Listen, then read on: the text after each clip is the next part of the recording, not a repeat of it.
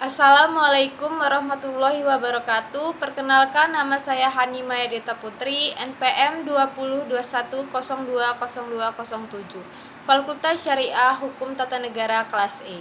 Di sini saya akan membacakan makalah tentang metodologi hukum Islam. Yang pertama yaitu objek dan subjek hukum Islam. Hukum dalam konsep ilmu usul fikih dibagi dua macam, yaitu hukum taklifi dan hukum wad'i.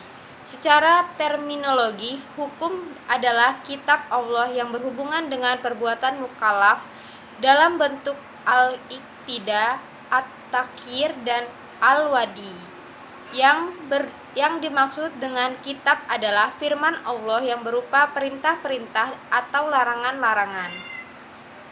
Kemudian Juhaya S. Praja menyebut kitab sebagai al-muktabihi, yaitu produk dari kitab yang berupa perbuatan hukum. Juhaya S. Praja juga mengatakan bahwa yang dimaksud dengan al-iktika imperatif ialah tuntunan untuk melakukan sesuatu perbuatan atau untuk tidak melakukan suatu perbuatan. Jika tidak dilaksanakan akan mendapatkan dosa dan siksaan disebut dengan wajib. Sedangkan tuntunan yang harus ditinggalkan jika dilakukan akan berdosa dan mendapatkan siksa disebut dengan haram. At-takyir fakultatif ialah apabila hakim memberikan pilihan kepada mukallaf untuk melakukan sesuatu perbuatan atau tidak melakukannya, yang disebut dengan al-ibah. Perbuatannya disebut dengan mubah.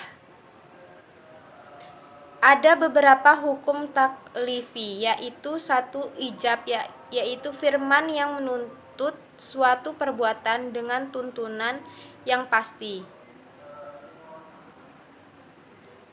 Yang kedua na'ab, yaitu firman yang menuntut suatu perbuatan dengan tuntutan yang tidak pasti. Menurut ulama Hanafiyah, hukum taklif dibagi menjadi 7, yaitu fardu, wajib, tahrim, karahah, tanzih, nab, dan ibahah.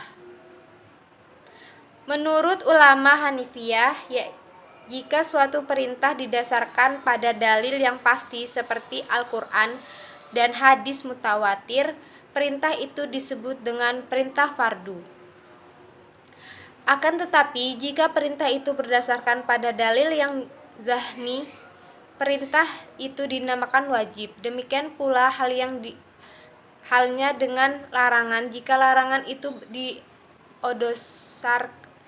diodosarkan pada dalil yang aktaki disebut haram. Sebaliknya, jika larangan itu didasarkan pada dalil yang zahni, maka tergolong pada hukum makruh. 5 atau 7 jenis hukum tersebut dinamakan dengan taklifiyah, yang artinya tuntutan atau memberi beban.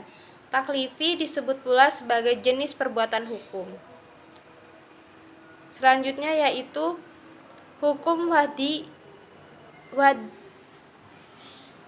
Hukum wad'i ialah firman Allah yang menjadikan suatu sebagai sebab adanya yang lain musabab, atau sebagai syarat yang lain masyurut, atau sebagai penghalang mani adanya yang lain. Hukum wad'i dibagi 3, yaitu sebab, syarat, mani. Tafsir salah satu metode penggalian hukum Islam. Al-Quran dan Sunnah diyakini sebagai sumber hukum Islam. Kemudian nas-nas yang terkandung di dalamnya ditujukan untuk mukallaf. Maka untuk mempermudah pelaksanaan hukum yang dimaksud upaya ulama di bidang usul fikih dan bidang fikih mulai menggunakan pendekatan rasio dalam menggali makna dan maksud yang dikandung oleh kedua sumber hukum tersebut. Meskipun nas Al-Quran dan Sunnah telah muhkamah, campur tangan akal tidak dapat dielakkan. Al-Quran sebagai sumber hukum Islam, ada kalanya ayat-ayat tersebut saling menafsirkan karena adanya munasabah al-ayah, tetapi tidak jarang ayat-ayat tersebut membutuhkan hadis untuk menjelaskan atau melalui pendekatan ijtihad yang sepenuhnya menggunakan rasio. Munasabah al-ayah merupakan cara kerja akal yang ijtihadiyah karena akal mengupayakan sekuat mungkin untuk mencari dan membentuk paradigma penafsiran tersebut. Ijtihad sebagai metode penggalian hukum Islam. Ijtihad berasal dari kata jahda, artinya al-mayakah, sulit, berat, susah, atau sukar. Menurut Rahmat Syafi'i, secara etimologis kata ijtihad artinya kesulitan dan kesusahan. Al-masyaqqah juga diartikan dengan kesanggupan dan kemampuan. At-taqat, kata juhada yang selanjutnya menjadi ijtihad, diartikan sebagai pekerjaan yang dilakukan dengan sungguh-sungguh dan mengarahkan suatu tenaga. Ijtihad ialah usaha maksimal untuk mendapatkan sesuatu. Jika tidak sungguh-sungguh tidak dapat disebut ijtihad, melainkan takfir, berpikir biasa dan sederhana. Abdul Wahab Khalaf mendefinisikan ijtihad menurut ulama usul yaitu menggerakkan daya dan kemampuan untuk menghasilkan hukum syara dari dalil-dalil syariah yang terperinci. Dari sebuah definisi tentang ijtihad tersebut di atas dapat disimpulkan bahwa ijtihad itu adalah satu penggerahan akal pikiran para fuqaha atau usuliyin.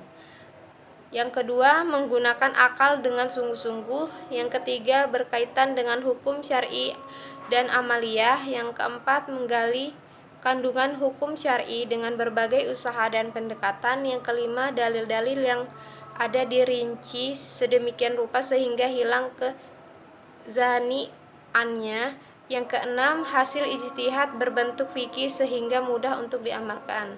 Demikianlah makalah yang telah saya bacakan. Apabila ada kekurangan, saya mohon maaf. Kepada Allah saya mohon ampun. Saya akhiri. Wassalamualaikum warahmatullahi wabarakatuh.